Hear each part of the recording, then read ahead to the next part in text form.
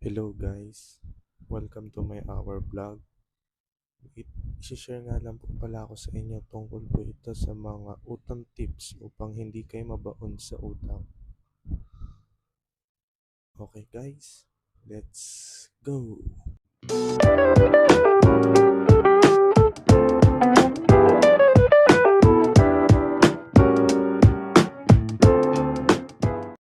So guys, ito na, magsisimula na tayo patungkol sa pagbabayad ng utang ng tamang oras at tamang araw kung kailan nyo sinabi kung kailan kayo magbabayad sa inyong pinag-utangan.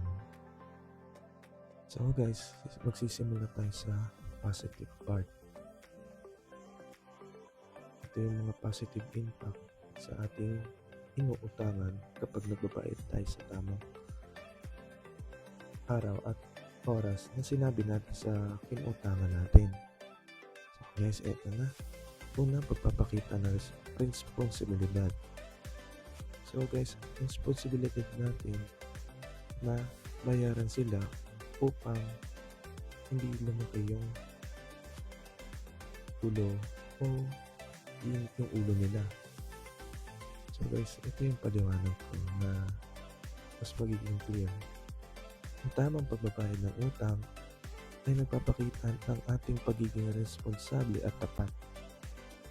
Guys, diba?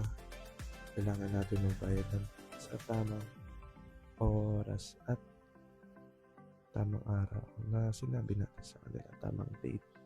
Ngayon, kung anong sinabi natin date, kung kailan tayo magbabayad, doon natin sila bayaran ng tama.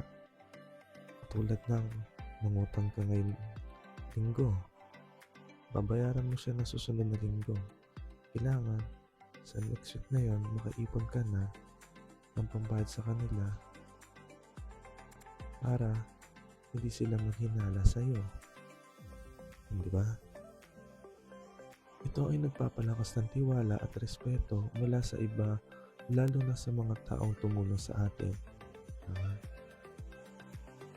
Sila kasi yung tumulong sa atin na kapag nangangailangan o doon ng kaibigan, kailangan mo, nangingi ka ng tulong sa kanya at sinabihan mo siya na babayaran mo ng susunod na linggo. Eh, hindi mo nabayaran. Eh, paktay ka ngayon. Diba? Wala na. Yung relasyon yung sira na. Eh, yung dalawang magkaibigan magsisiraan. Ito yung pangalawa kong punti. Pagpapaunlad ng mga relasyon. Kapag natutunan natin bayaran ang ating mga utang, mas nagiging magaan ang pakikisalamuha natin sa mga tao. Tama, di ba? Ito rin ay nakakatulong sa pagbuo ng matibay na ugnayan sa pamilya, kaibigan o kasosyo sa negosyo. Oh, right. Comment kayo kung tama ba o hindi. If ever, diba, kapag nagbabayad tayo ng tamang oras, tamang araw, at kung kailan natin sinabi kung kailan tayo magbabayad, doon natin sila bayaran. At kung ilan yung, if ever man kulang yung bayad natin sa kanila, sabihin natin ng tama kung ano nangyari. Diba? Number 3, pagpapalawak ng pag-unawa sa kalagahan ng paggalang sa kasunduan. Ang pagtupad sa ating mga obligasyon ay nagtuturo sa atin ng disiplina na nagiging mahalagang bahagi ng ating personal na pag-unlad at tagumpay. Oh, diba? Magandang tip na naman yun para sa inyo guys. Sa mga nangungutang dyan. Kasi guys, napapansin ko na sa ibang tao na marunong silang mangutang pero hindi sila marunong magbayad. Am I right? Kasi nga guys, yung mga taong gano'n, maraming na sila nasira relasyon sa pag-anak, magkaibigan, nagkatiwalaan sila pero ano yun, diba? Alam nyo na yan. Ang susunod naman natin guys, yung mga negatibong impact niya sa pangungutang.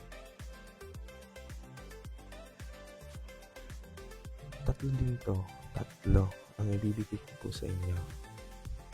Magagandang tip po ito.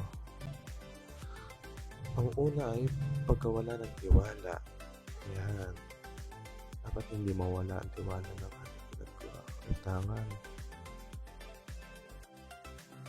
Kung hindi natin babayaran ang ating utang, maaaring mawalan tayo ng tiwala mula sa ibang tao. Maaari itong magdulot ng hindi pagkakaunawaan at magsanhi ng pagdistansya sa mga tao na dating may tiwala sa atin. Tama. Diba? Kasi nga guys, kung masisira lang ang relasyon ng dalawang magkaibigan dahil sa utang, kasosyo sa negosyo, magkakaroon sila ng distansya at mag-iisip sila na uy, dati nito ng utang hindi nagpapag sa akin, hindi ko ito kakausapin. Mas tama na rin yun, nalayuan mo na siya. Kasi hindi laging nandyan ang mga kaibigan o kakilala mo o kamag-anak mo na pwedeng tumulong sa iyo lagi. Ang sunod ko naman ay number 2, pagsira ng relasyon. Ang hindi pagtupad sa ating obligasyon sa pagbayad ng utang ay maaaring magdulot ng sama ng loob at makasira sa ating relasyon sa mga mahal natin sa buhay o kaibigan, lalo na kung paulit-ulit itong mangyayari. Iyon yung mas masama. Yung takot na magtiwala yung ibang tao sa iyo dahil may nalaman sila na iba.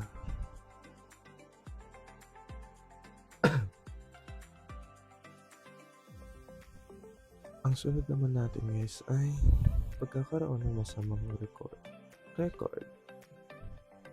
Kung hindi tayo magbabayad ng tama at sa tamang oras, maaaring magdulot ito ng masamang records sa ating kredito o reputasyon na mahirap ayusin at nakakaapekto sa ating mga susunod na transaksyon. For example, sa number 3 guys. Kunwari, nangutang ka sa isang kaibigan mo, hindi mo siya nabayaran na sa tamang oras, sa tamang araw na binigay mo. Tapos, may kakilala ka, dun ka ulit umutang. Yung kakilala mo na yon, that time na yung kaibigan ng pinagkautangan mo, kaibigan niya rin yon. Yung kaibigan mo na dati na pinag-utangan mo, sinabi niya na hindi ka marunong magbayad, paktay ka ngayon. Ang sasabihin nun, huwag ka magtiwala dyan dahil hindi yan pwede pagkatiwala sa pera. Yun yung mas masakit.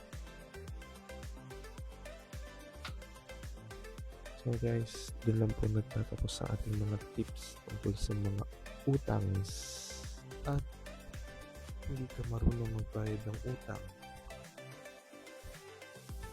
Kaya kapag ka kayo na papautangin,